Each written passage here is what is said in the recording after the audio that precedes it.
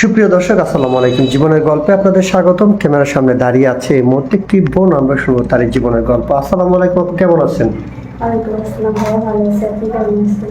এই তো আলহামদুলিল্লাহ, আমি ভালো আছি। আপনার নাম কি? আপনার কোথা থেকে এসেছেন? আমার নাম পায়েল, আমি চাঁদপুর থেকে এসেছি। আপনার নাম পায়েল, চাঁদপুর থেকে এসেছেন। জি। আচ্ছা, আপনার ফ্যামিলিতে কে কে আছে? ফ্যামিলিতে আমার মা আছে, বাবা আছে, আর আমার দিদি। আমার বড় বোন বিয়ে হয়ে গেছে, আমি ছোট। আপনার বড় বোনের বিয়ে হয়ে গেছে, আপনি ছোট? জি। আচ্ছা আচ্ছা, ঠিক আছে। আপনি বিয়ে শাদী হয়েছে? না, আমার বিয়ে সাথে হয়নি। আপনার এখনো বিয়ে শাদী হয়নি, কি জন্য হয়নি? এমনি মানে টাকা পয়সার কারণে যৌতুকের কারণে বাবা মা বিয়ে দিতে পারেনি। আর তাছাড়া আমার আপু যেহেতু অসুস্থ, যেখান থেকে বিয়ের জন্য ছেলে আসছে, দেখছে, টাকা পয়সা চাইছে, সেজন্য আমার চাচারা বা আমার যে গার্জিয়ান আছে তারা বিয়ে দিতে পারেনি, কারণ তাদের সামর্থ্য নেই। ও, মানে আপনাদের সামর্থ্যের বাইরে ওইরকম টাকা পয়সা নাই যে আপনাকে যৌতুক দিয়ে বিয়ে শাদী দিবে? হ্যাঁ। আচ্ছা, আপনার আব্বু সুস্থ? হ্যাঁ। জি আপু। আপনার আম্মু কি করেন? আম্মু, বাবা যেহেতু অসুস্থ, বুঝতেই তো পারতেছেন, মারও তার সেরকম কোনো বয়সটা নেই। তো উনি দুইটা বাসায় কাজ করে, তার পাশাপাশি আমিও কাজ করি, কারণ মা যেহেতু বয়স্ক হয়ে গেছে, মা তো আর একা কষ্ট করতে পারবে না, তার পাশাপাশি আমি একটু কাজকর্ম করে তাকে সাহায্য করি। ও আচ্ছা, আপনার মায়ের পাশাপাশি আপনার মায়ের কাজগুলো আপনি একটু সাহায্য করে দেন। জি।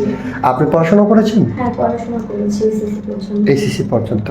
আচ্ছা, ঠিক আছে। আপনি আমাদের এখানে আসছেন একটা ভালো জীবন সঙ্গীর আশায়, হ্যাঁ? জি। তো আপনার কেমন ধরনের ছেলে পছন্দ? দেখেন, সে যেরকমই হোক আমার কোনো সমস্যা নেই, কিন্তু সে যদি ভালো হয়, সে যদি আমাকে ভালোবাসতে পারে, তাহলে ভালো। আচ্ছা, আপনি একটু ভালোবাসা চান জীবনে। জি। তবে হ্যাঁ, আপনার এই ইতিহাস শুনে আমি যতটুকু বুঝতে পারলাম না, আপনার আর্থিক দিকে খুবই দুর্বল।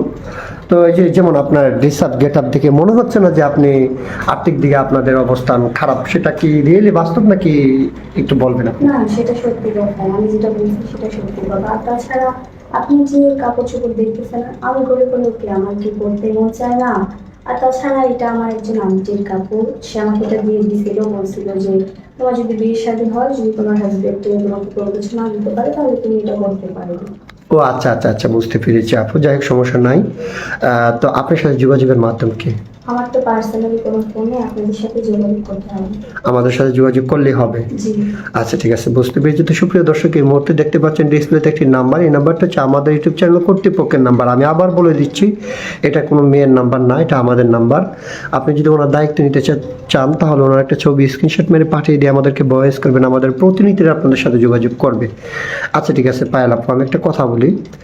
আমরা এই ভিডিও পাবলিক করার পরে দেশ থেকে প্রবাস থেকে অনেক ভাই কিন্তু আপনাকে ফোন দিবে আপনার দায়িত্ব নেওয়ার জন্য। অনেকের বয়স 40, 45, 50 বছর হয়।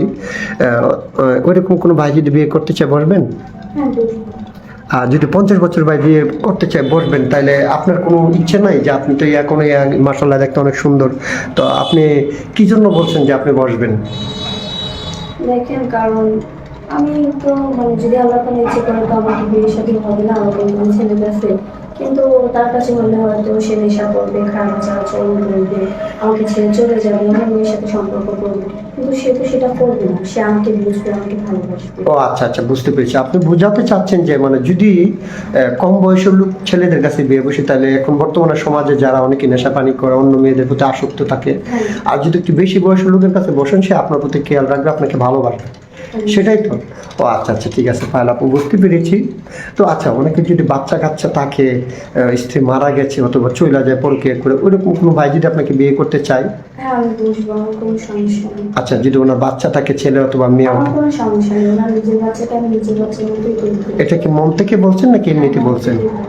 পরে বলবেন না তো যে তোমার বাচ্চাকে কেন আমি এত? না, সেটা কখনো বলবো না, কারণ আমি তো ছোট থেকে অনেক কষ্টে বড় হয়েছি। যদি আমি তাদেরকে কষ্ট দিই, তাহলে তো সেটা কখনোই তারা সহ্য করতে পারবে না, কারণ কষ্ট জিনিসটা তো আমি বুঝি। আপনি বুঝেন।